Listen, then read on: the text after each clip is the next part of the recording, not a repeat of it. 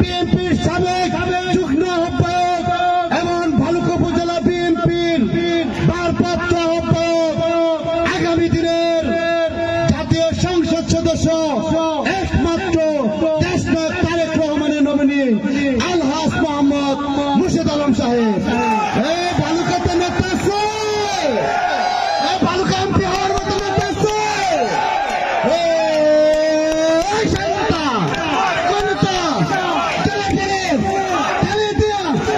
MP হবে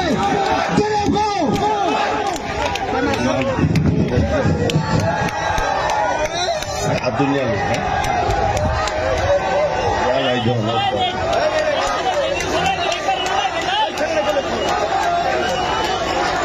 ke masuk aku monselu nindar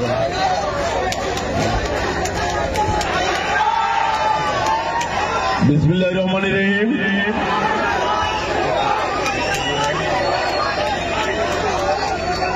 চার নং দিতপুর ইউনিয়ন কর্তৃক আয়োজিত শ্রমিক দলের কর্মী সমাবেশ উপলক্ষে আয়োজিত আজকের অনুষ্ঠানের সম্মানিত সভাপতি, বালুকা উপজেলা শ্রমিক দলের সভাপতি, ময়মনসিংহ বিভাগীয় শ্রমিক দলের সহসভাপতি এবং যার নেতৃত্বে ইতিমধ্যেই সারা বালুকাতে একটি শ্রমিক জাগরণ সৃষ্টি হয়েছে। শ্রমিক হাসান সুহাগ সঞ্চালনায় আছেন, শাহ মোহাম্মদ সুজন,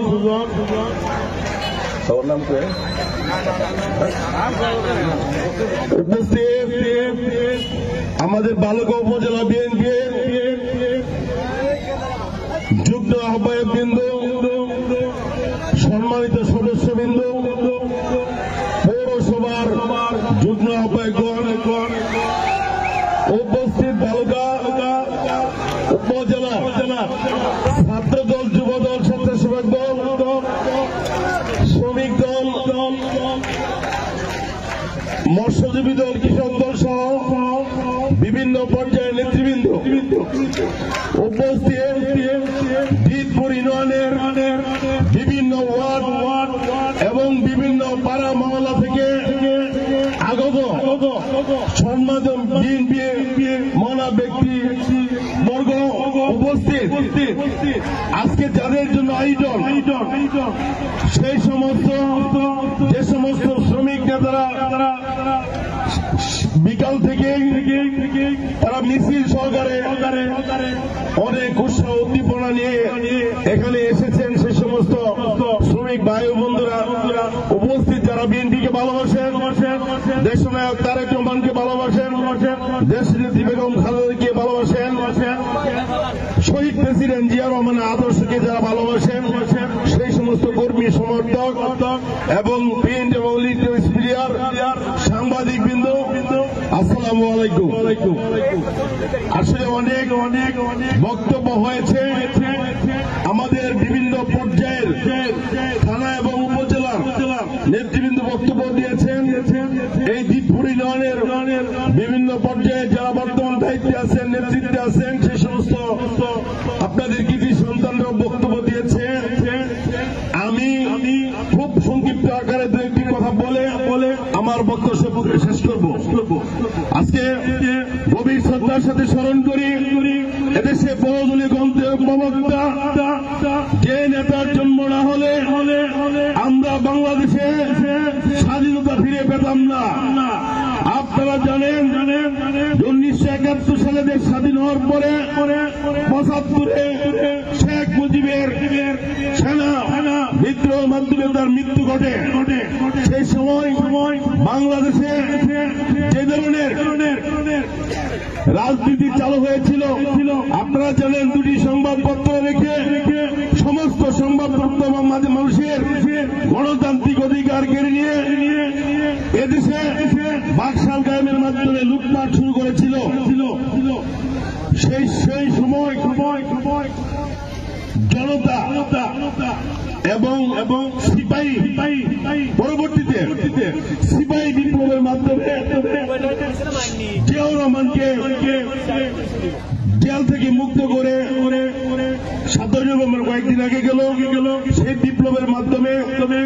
এদেশে আরেকটা মানুষের গণতান্ত্রিক অধিকার ফিরিয়ে দিয়েছিল শহীদ প্রেসিডেন্ট জিয়াউর রহমান।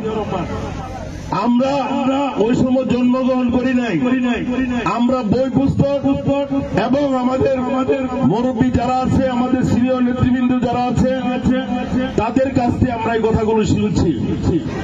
হ্যাঁ, আমরা দেখেছি 2008 সাল থেকে 2024 সাল পর্যন্ত এদেশে আওয়ামী লীগ আবার ক্ষমতায় এসে 2008 সালে এদেশে আপনাদের ভোটের অধিকার কেড়ে নেয় নাই। আপনারা কোন ভোট দিতে পারছেন? গত 15.5 বছর এদেশে ভোটের নামে হয়েছে মানুষের সাথে তামাশা। তাদের ভোট তারাই দিয়ে নিচ্ছে। এদেশে পুলিশ এবং আওয়ামী লীগের যারা গুন্ডা পান্ডা তারা মানুষের ভোটের অধিকার, বাদ্যের অধিকার, সংবাদপত্রের স্বাধীনতা, মিডিয়ার স্বাধীনতা, তারা সবকিছু কেড়ে নিয়েছিল। আজকে আপনারা দেখেছেন যে বিএনপির দীর্ঘ 15.5 বছর যে আন্দোলন করেছিল, সেই আন্দোলনের ফলস্বরূপ বিগত 5 তারিখ এদেশে বৈষম্য বিরোধী ছাত্র সমাজ এবং পথচারী বিভিন্ন পর্যায়ের ছাত্র এবং জনতা বিপ্লবের মাধ্যমে শেখ হাসিনাকে হাওয়ার সাথে বাংলাদেশ থেকে উড়িয়ে দিয়েছে। আজকে গভীর শ্রদ্ধার সাথে তাদেরকেও স্মরণ করি, যে সমস্ত ছাত্র জনতা পথচারী বিভিন্ন পর্যায়ে মানুষ যারা আত্মহত্যা দিয়েছে এবং যারা শহীদ হয়েছেন, তাদেরকে শ্রদ্ধার সাথে স্মরণ করি। সেই সমস্ত শহীদদের মা এবং বাবাদেরকে এবং তার উত্তরসূরি যারা আছে তাদেরকে। আপনারা জানেন ইতিমধ্যে আমাদের দলের ভারপ্রাপ্ত সভাপতি ঘোষণা করেছেন এদেশে একটি বৈষম্যহীন রাষ্ট্র প্রতিষ্ঠা করবে। ইতিমধ্যেই রাষ্ট্রের সংস্কারের জন্য তিনি তার বক্তব্য উপস্থাপন করেছেন। আজকে যে অন্তর্বর্তীকালীন সরকার আছে তাদেরকে বলেছে যে এদেশে নির্বাচন কমিশন, এমন একটি নির্বাচন কমিশন গঠন করতে যেখানে আর কোনদিন কোন সরকার এদেশে মানে সারা পৃথিবীতে বহু দেশে এ ধরনের দৃষ্টান্ত আছে। আপনারা যদি আমাদের পার্শ্ববর্তী দেশ ভারতের কথা বলেন, কয়েকদিন আগে আমেরিকার নির্বাচন হয়েছে, ওইরকম একটা নির্বাচন কমিশন গঠন করতে হবে যাতে জনগণের ভোট জনগণ দিতে পারে, জনগণের কথা জনগণ বলতে পারে, এইখানে কোনো পেশি শক্তির হস্তক্ষেপ না থাকে। আমাদেরকে বলছে আমাদের আচার আচরণ পরিবর্তন করতে হবে, একটি মানবিক বাংলাদেশ গড়তে চাই। এই বৈষম্য দূর করার জন্য উনি বাংলাদেশের প্রতিটি মানুষের সহায়তা চেয়েছেন।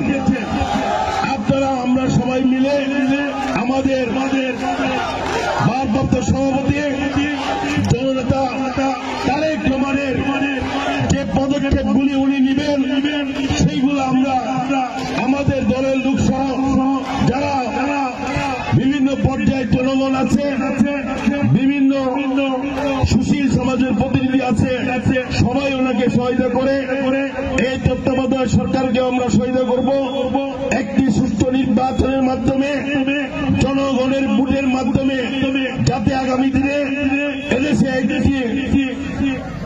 বৈষম্যহীন রাষ্ট্র প্রতিষ্ঠা করার যে সংকল্প, সেই সংকল্প নিয়ে আপনারা জানেন ইতিমধ্যে সারা বাংলাদেশে আওয়ামী লীগের যে লুটপাট করে গিয়েছে, এদেশের ব্যাংকের লক্ষ লক্ষ হাজার হাজার কোটি টাকা লুটপাট করে এদেশের রাষ্ট্রীয় কোষাগার ধ্বংস করে গিয়েছেন। সেই অবস্থায় এই সরকারের দেশ পরিচালনা করতে অনেক কষ্ট হচ্ছে। আপনারা অনেকেই জান 11টি ব্যাংকে কোনো টাকা পয়সা নাই। লক্ষ লক্ষ টাকা ব্যাংকে কোটি কোটি টাকা জমা থাকতেও 20,000 10,000 কোনো দিন কোনো টাকাই দেন না। সেই অবস্থা থেকে বের হয়ে আসার জন্য কিছু সময় লাগবে আমাদের। আমরা আশা করি ধৈর্য সহকারে এই সরকারকে আমরা সহায়তা করে জননেতা তারেক রহমানের যে প্রস্তাবনা একটি বৈষম্যহীন বাংলাদেশ গড়ব, সেই পদক্ষেপ আমরা সবাই নিব।